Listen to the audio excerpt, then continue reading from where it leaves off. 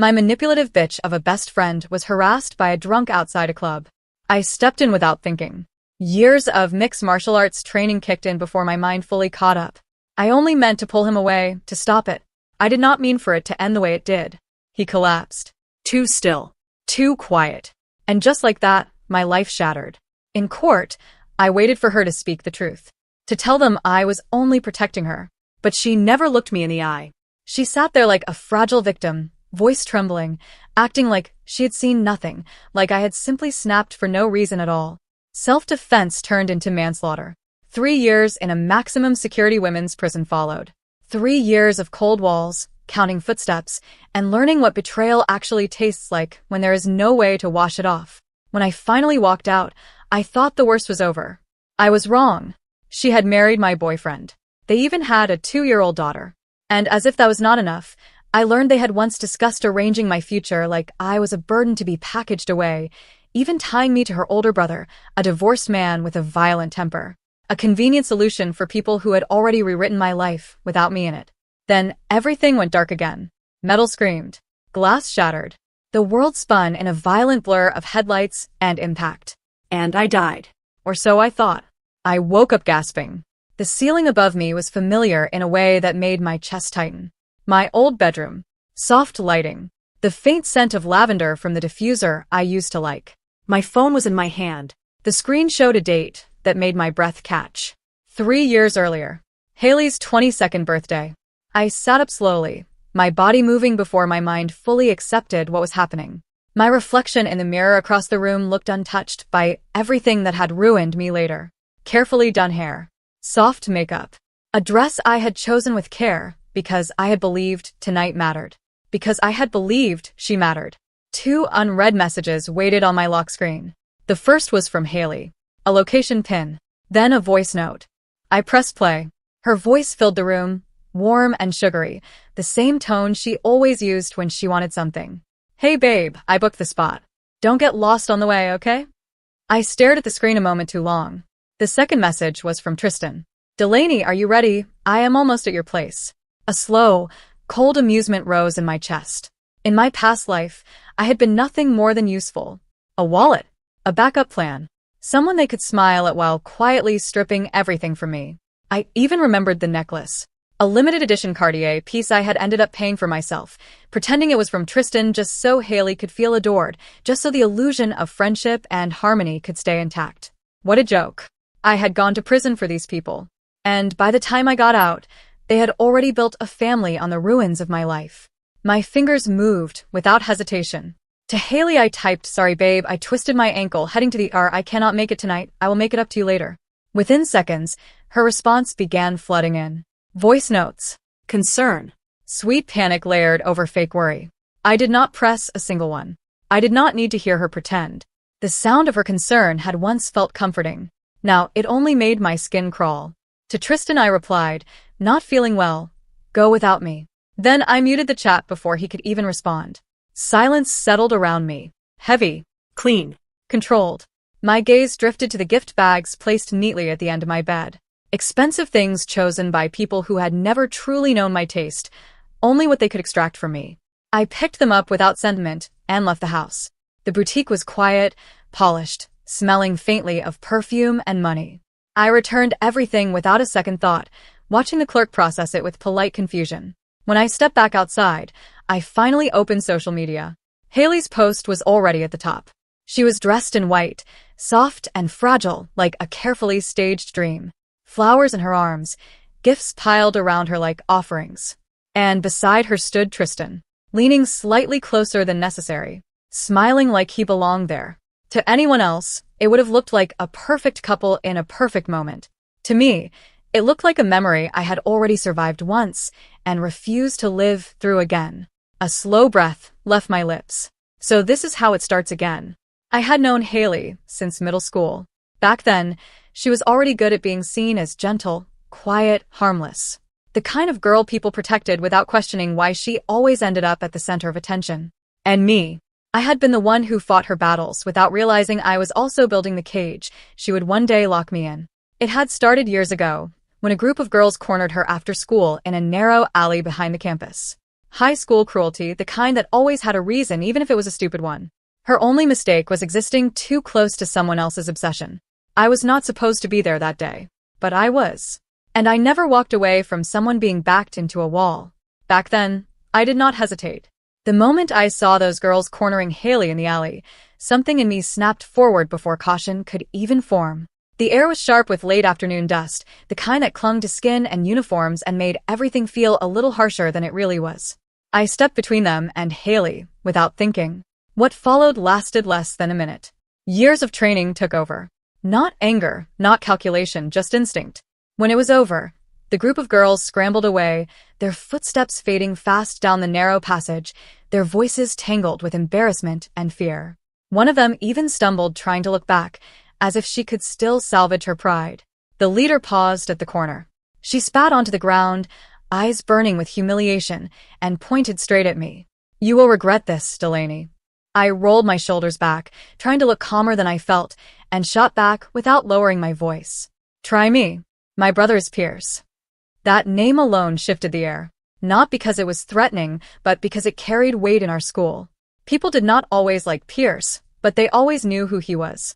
Behind me, Haley was still on the ground. I turned, offered my hand, and pulled her up. Her fingers were shaking, her face streaked with tears and dirt, mascara slightly smudged beneath her eyes. She looked fragile in a way that made people want to protect her. From that day on, she never left my side. We were nothing alike. I was loud, direct, always too quick to act. She was soft-spoken, careful, always watching before she spoke. Somehow, that difference made people think we balanced each other out. What I did not realize then was how carefully she observed everything I had. It started small. The clothes I bought suddenly disappeared and reappeared on her the next day, always with a smile and a casual excuse. My books were borrowed without asking and never fully returned. Even my friends, people I had known longer than her, began drifting toward her orbit as if pulled by gravity. At first I thought it was coincidence. Then I thought it was admiration. Only now do I understand it for what it was. Practice. One afternoon, she leaned over my shoulder while I sat in the living room, a smoothie in my hand, and pointed at the framed photo on the wall. Pierce's portrait hung there above the school honor roll list, sharp uniform, unreadable expression, eyes that looked like they had already decided not to care about anyone's opinion. Haley tilted her head. "Why does your brother have a different last name from you?" I hesitated for a second too long. Pierce was not something I knew how to explain simply. Not then. Not even now. He had been taken in by my family when he was 10.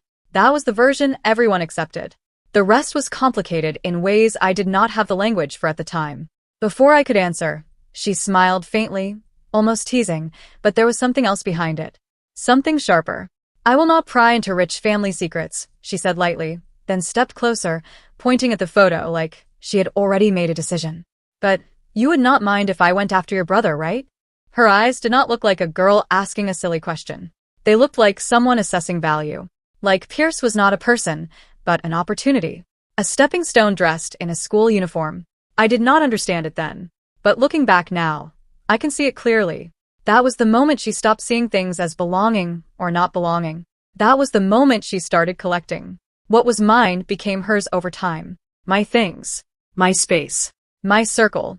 Even my brother was not exempt from her curiosity, and I was foolish enough to laugh it off. When I eventually learned she was serious about Pierce, I went straight to him. He was in his room studying, the door half open, the quiet inside almost intimidating. Pierce always had that kind of silence around him, like noise simply did not belong in his world. I blurted everything out, words spilling too fast, expecting shock or anger, or at least concern. Instead, he just listened, then slowly looked up.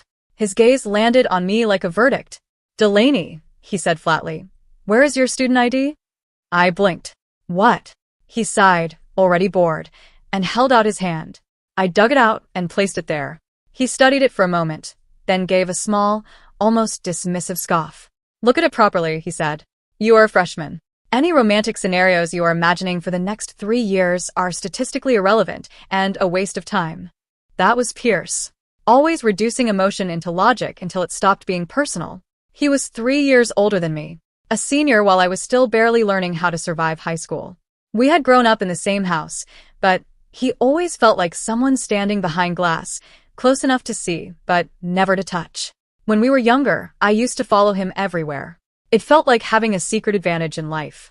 A brother everyone noticed, everyone talked about, someone who made you feel like you were standing a little taller just by association. But as we grew, something changed.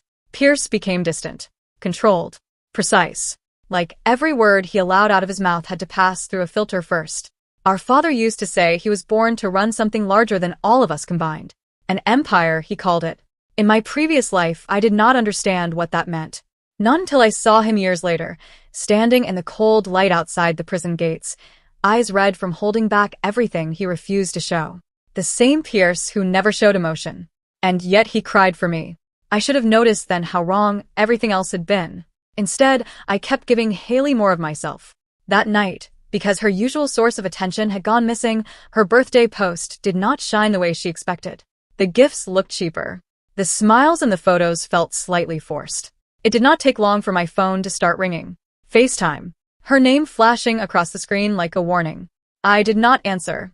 Instead, I set it aside and glanced at the time. They were probably already finishing dinner, moving on to the next stop. A private karaoke lounge, loud, expensive, and conveniently funded by me in the life I had already lived through once. In that past timeline, I had paid for everything without question. I had believed it made me generous. It actually just made me useful. Back then, we left the club past midnight. The group scattered quickly, laughter spilling into the street as they climbed into waiting cars. One by one, they disappeared into the city, until only Haley remained. Standing alone under a flickering streetlight. That was when it happened. A man staggered out of the shadows, drunk and unsteady, moving too fast for his own control. He grabbed her from behind, and her scream cut through the street like glass. Everything after that blurred into motion. I saw it. I ran. And the moment I pulled her away, my life unknowingly stepped onto a path that would end in prison walls and silence that no one would ever undo. The moment the drunk lunged again, everything slowed into something almost familiar. I dropped my center of gravity on instinct, pivoted, and used his momentum against him. A clean shoulder throw. Controlled. Efficient. His body hit the asphalt hard enough to echo through the empty street, a dull, sickening crack following a second later. For half a breath, there was silence. Then chaos erupted. The other men reacted instantly. Switchblades flicked open with metallic clicks, catching the weak streetlight as they circled in. Their movements were sloppy, fueled by alcohol and rage, but still dangerous enough to tighten the air around me. My pulse sharpened. This was no longer a simple intervention. This was survival. Behind me, the car door stayed shut. Tristan sat frozen in the driver's seat, hands gripping the wheel, eyes wide but empty. The doors were locked. He did not move, did not speak, did not even pretend to step out. He was watching, not helping, just watching. A hot surge of disbelief cut through me, but there was no time to process it. One of them rushed forward, blade angled low. I twisted aside, grabbed his wrist, and drove a kick into his ribs. Too hard. Far too hard. He flew backward, crashing into the curb. His head struck the concrete edge with a sharp, final impact that made the night go still for a fraction of a second. Then he stopped moving. That silence did not last. Someone had already called the police. Sirens began to swell in the distance, growing louder with every passing second. The remaining men hesitated, panic breaking through their aggression. One of them shouted something I did not fully hear.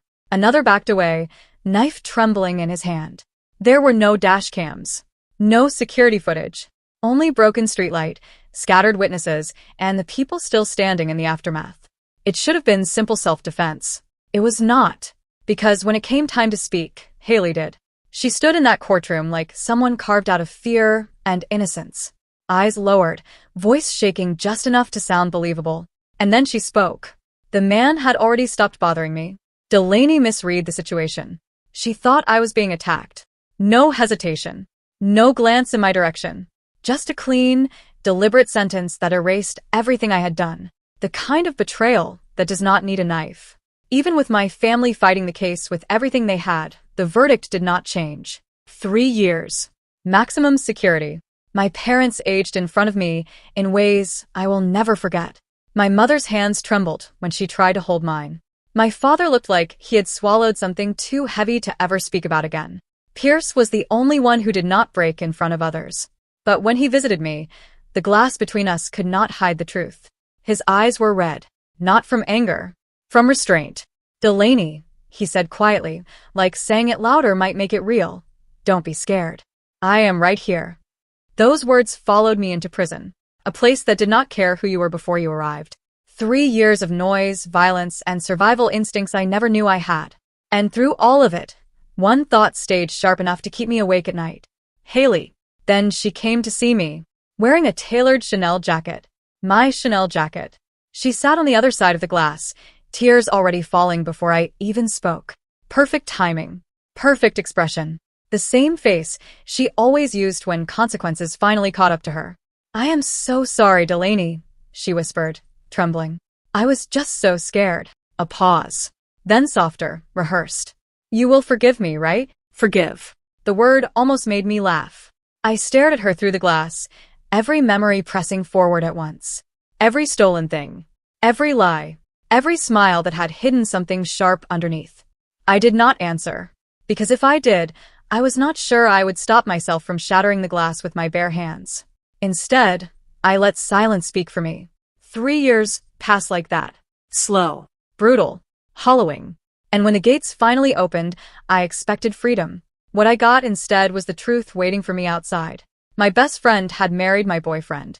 They had a child, 2 years old. A life built neatly on top of mine, as if I had never existed at all.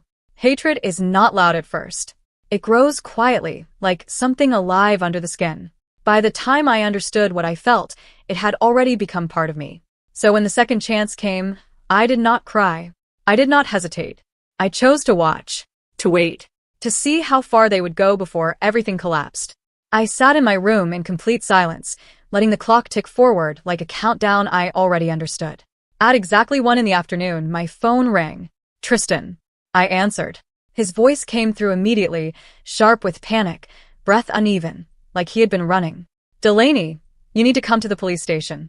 Something happened to Haley." There it was. The first crack.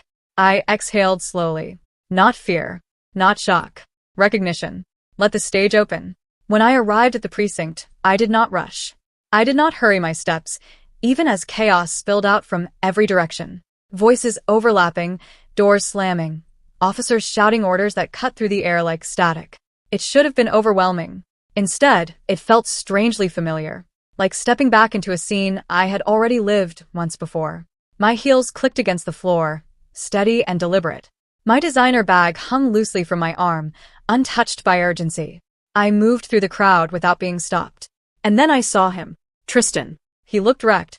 Shirt torn at the collar, lips split, eyes hollow in a way that made him seem older than he was. His hands were buried in his hair, fingers trembling slightly. When he noticed me, his head snapped up. The first thing he said was not hello, not concern, not relief. It was an accusation. "Why did you not show up to Haley's party tonight?" I stopped. For a second, I just studied him. Funny. I had never realized before how quickly he shifted into interrogation when things stopped going his way. I tilted my head slightly. And what exactly would that have changed? Something in his expression tightened. In my past life, I had already lived the answer to that question. I had been there. I had seen everything. And while I was dragging Haley out of danger, Tristan had stayed inside the car. Locked doors. Safe distance. No risk to himself. Later, he would say he was calling emergency services. A lie. A bystander made the call. Tristan just made excuses. Now, standing in front of him, I could see the memory flicker across his face, as if he was reliving it too. He stood up suddenly, voice rising. "You were trained in MMA. You always handled guys like that before. If you had just been there tonight." I cut him off. If I had been there tonight, the one getting grabbed, dragged, and humiliated would have been me. Silence hit the space between us. Sharp, heavy, uncomfortable. His anger faltered. Slowly, his confidence drained out of him like air escaping a punctured seal. Then he looked at me differently. Not confused anymore. Not angry. Afraid.